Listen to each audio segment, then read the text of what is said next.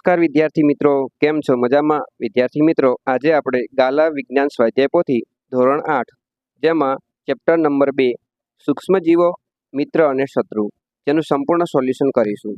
એની પહેલાં વિદ્યાર્થી મિત્રો, તમે હજુ સુધી આપણી આ સૌની સહિયારી યુટ્યુબ ચેનલને સબસ્ક્રાઇબ ન કરી હોય તો અત્યારે સબસ્ક્રાઇબ કરી નાખો, જેથી કરીને આવનારા દરેક વિડીયો આપને અપડેટ થતા રહે.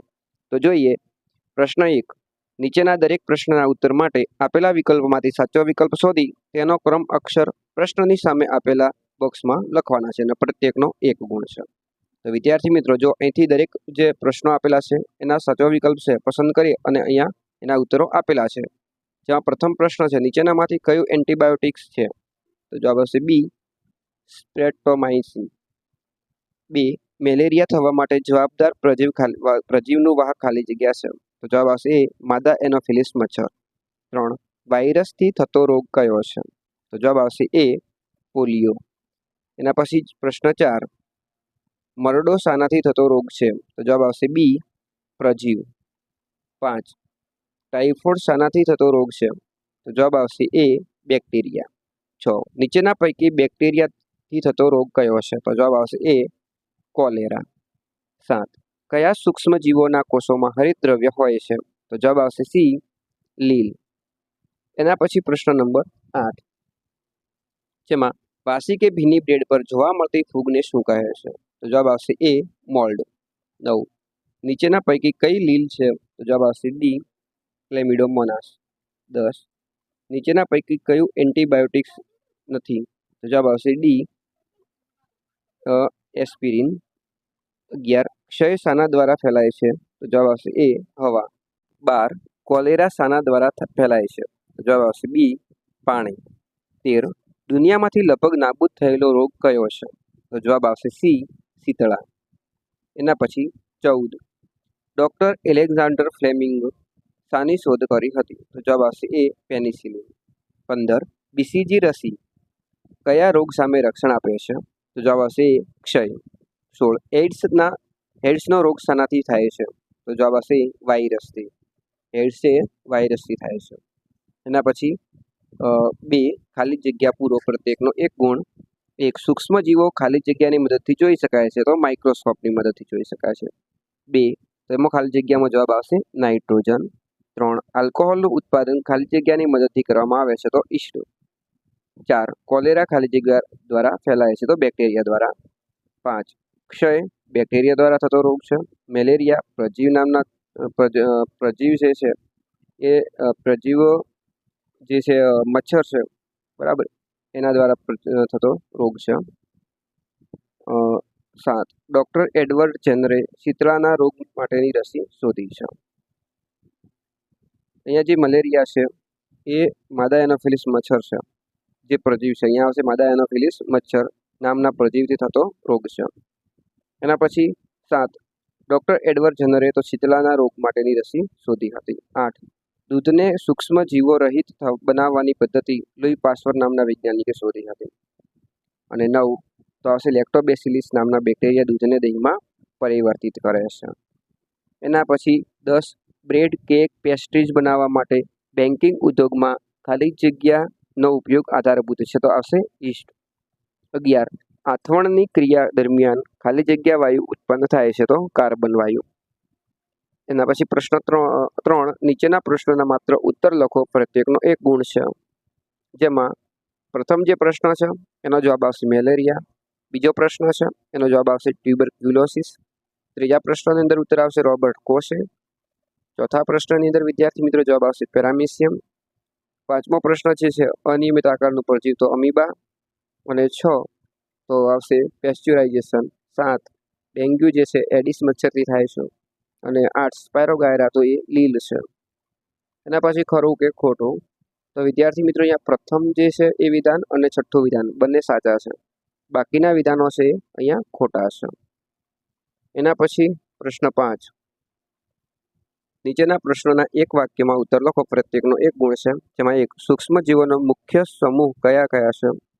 તો અહીંયા આવશે બેક્ટેરિયા, ફૂગ, લીલ અને પ્રજીવ. એમ કુલ 4 મુખ્ય સમૂહ છે. 5. વાયરસથી થતા રોગો, તો આવશે શરદી, ઉધરસ, ઇન્ફ્લુએન્ઝા, હડકવા, કમળો, પોલિયો, ઓરી, અછબડા વગેરે. 3 બેક્ટેરિયાથી થતા રોગોના નામ તો આવશે કોલેરા, ક્ષય, ટાઇફોઇડ, ન્યુમોનિયા, પ્લેગ અને ડિપ્થેરિયા અને એન્થ્રેક્સ. એના પછી પરજીવીથી થતા રોગો તો એમાં આવશે મરડો અને મલેરિયા. 5 પરજીવીના કોઈ પણ 3 નામ તો અમીબા, પેરામિસિયમ અને પ્લાઝ્મોડિયમ. એના પછી ફૂગના 3 નામ છે. તો અહીંયા તમારે ફૂગના 3 નામ છે, એમાં બ્રેડ મોલ્ડ અને જે બિલાડીનો ટોપ છે એ લખી શકો છો, બરાબર છે. અને જો ફૂગ દ્વારા થતા 3 નામ હોય તો એ થશે ખસ, ખરજવું અને દાદર. એન્ટીબાયોટિક્સનું ઉત્પાદન શાનાથી થાય છે? તો એમાં આવશે બેક્ટેરિયા અને ફૂગમાંથી એન્ટીબાયોટિક્સનું ઉત્પાદન થાય છે. 4 એન્ટીબાયોટિક્સનું નામ જણાવો તો એમાં આવશે પેનિસિલિન, સ્ટ્રેપ્ટોમાઇસિન, ટેટ્રાસાઇક્લિન અને એરિથ્રોમાઇસિન, બરાબર છે. એ એન્ટીબાયોટિક્સ છે. ઢોરમાં થતા 2 રોગોનું નામ તો એમાં આવશે એન્થ્રેક્સ અને ફૂટ એન્ડ માઉથ ડિસીઝ. એના પછી છે ફૂડ પોઈઝનિંગ કેવી રીતે થાય છે? તો જે ફૂડ પોઈઝન છે એ ખોરાક વિષાતું એટલે કે સૂક્ષ્મજીવો દ્વારા દૂષિત કરવામાં આવેલો જે ખોરાક છે એ ખાવાથી ફૂડ પોઈઝન થાય છે. રાસાયણિક જાળવણી માટે પદાર્થો જે છે એના નામ લખવાના છે. એમાં આવશે સોડિયમ બેન્ઝાઇટ અને સોડિયમ મેટાબાયસલ્ફાઇડ. એના પછી ચેપી રોગો કોને કહે છે? તો જે રોગો છે એક સંક્રમિત વ્યક્તિમાંથી બીજી સ્વસ્થ વ્યક્તિ જે છે એમાં હવા, પાણી, ખોરાક અથવા તો ભૌતિક સંપર્ક દ્વારા ફેલાય છે તેને ચેપી રોગો કહે છે. એના પછી વ્યાખ્યાઓ છે. તો આથવણ, પેસ્ચ્યુરાઇઝેશન, તો અહીંયા તમને એની વ્યાખ્યાઓ છે એ લખેલી તમે અહીંયા સ્ક્રીન પર જોઈ એ રીતે લખી શકો છો. જેમાં ઈસ્ટ દ્વારા શર્કરાનું આલ્કોહોલમાં રૂપાંતર થવાની પ્રક્રિયા છે એને આથવણ કહે છે.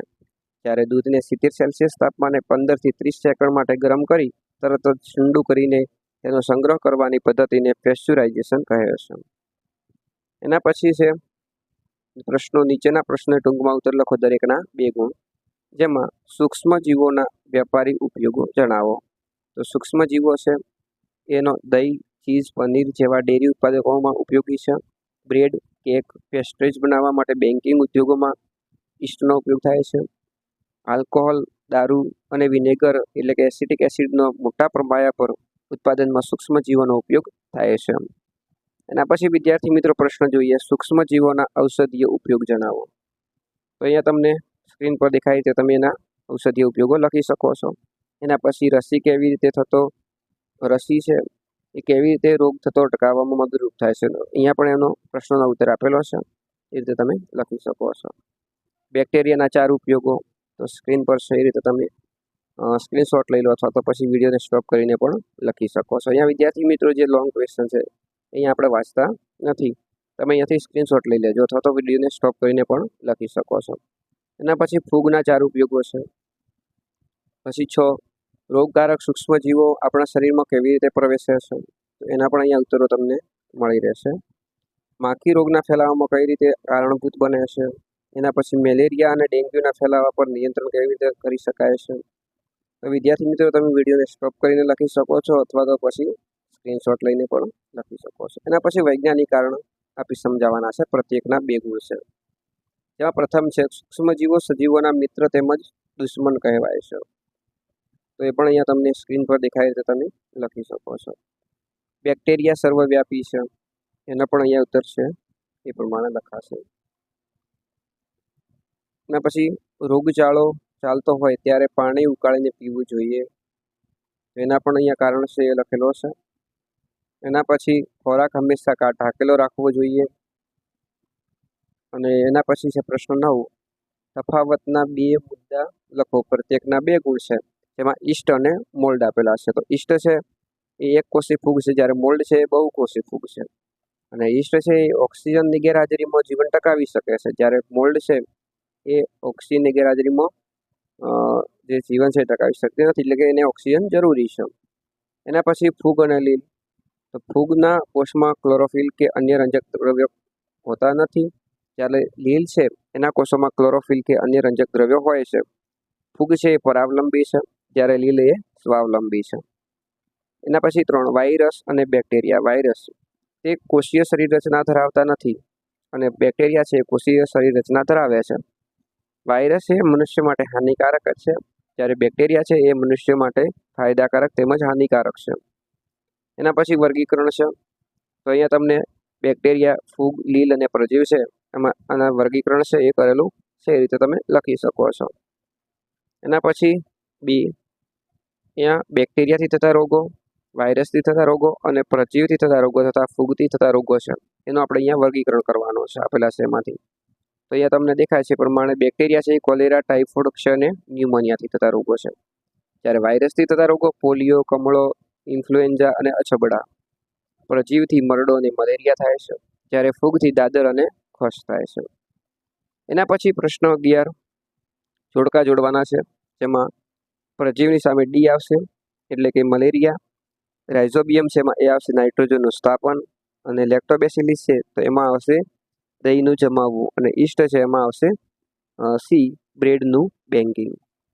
એના પછી 12મો પ્રશ્ન છે, નીચેના પ્રશ્નના મુદ્દાસર ઉત્તર લખવાના છે. પ્રત્યેકના 4 ગુણ છે, જેમાં આપણા જીવનમાં સૂક્ષ્મ જીવોનો ઉપયોગિતા વિશે 10 વાક્યો લખવાના છે. તો વિદ્યાર્થી મિત્રો અહીંયા સ્ક્રીન પર તમને દેખાય છે તો તમે લખી શકો છો. સ્ક્રીનશોટ લઈ લેજો અથવા તો પછી વિડીયોને સ્ટોપ કરીને પણ લખી દેજો. અહીંયા લોંગ ક્વેશ્ચન છે, એના જે આન્સરો છે એ મોટા છે તો આપણે અહીંયા વાંચતા નથી, તમે વિડીયોને સ્ટોપ કરીને લખી શકો છો. એના પછીનો પ્રશ્ન છે બીજો, ટૂંક નોંધ લખો. ખાદ્ય પદાર્થોની જાળવણીની પદ્ધતિઓ. તો અહીંયા ખાદ્ય પદાર્થોની જાળવણીની જુદી જુદી પદ્ધતિઓ દર્શાવેલી છે, એ રીતે તમે લખી શકો છો. એના પછી વિદ્યાર્થી મિત્રો આપણે અહીંયા જે પ્રવૃત્તિ આપેલી છે તો એ પ્રવૃત્તિઓ જોઈએ. જેમાં પ્રથમ જે પ્રવૃત્તિ છે એ અહીંયા તમે સ્ક્રીન પર જુઓ છો એ પ્રમાણે તળાવના પાણીમાં રહેલા સૂક્ષ્મ જીવોનું નિરીક્ષણ કરવું. તો એ તમારે નોટબુકમાં લખવાનું છે. અને બીજી છે મેદાના કણકમાં ઈસ્ટની વૃદ્ધિનું નિરીક્ષણ કરવું. તો અહીંયા સાધન સામગ્રી લખવાની છે, પછી આકૃતિ દોરવાની અને પદ્ધતિ આપેલી છે પ્રમાણે પદ્ધતિ લખવાની છે. ત્યારબાદ અવલોકન અને કારણ લખવાનું છે, અને એના પછી નિર્ણય. એના પછી ત્રીજો પ્રશ્ન છે, શર્કરામાં ઈસ્ટ વડે થતી આથવણની પ્રક્રિયા નિરીક્ષણ કરવું. જેમાં સાધન સામગ્રી, પદ્ધતિ, અવલોકન અને નિર્ણય તમને સ્ક્રીન પર દેખાય છે એ રીતે વિદ્યાર્થી મિત્રો તમે લખી શકો છો. તો આ રીતે વિદ્યાર્થી મિત્રો તમારા આ ચેપ્ટરનું સોલ્યુશન રહેશે. જો તમને અમારો આ વિડીયો ગમ્યો હોય તો લાઈક કરજો, શેર કરજો અને ચેનલને સબસ્ક્રાઈબ કરવાનું ભૂલતા નહીં, જેથી કરીને વિદ્યાર્થી મિત્રો તમને આવનારા દરેક વિડીયો અપડેટ થતા રહે. થેન્ક યુ વિદ્યાર્થી મિત્રો.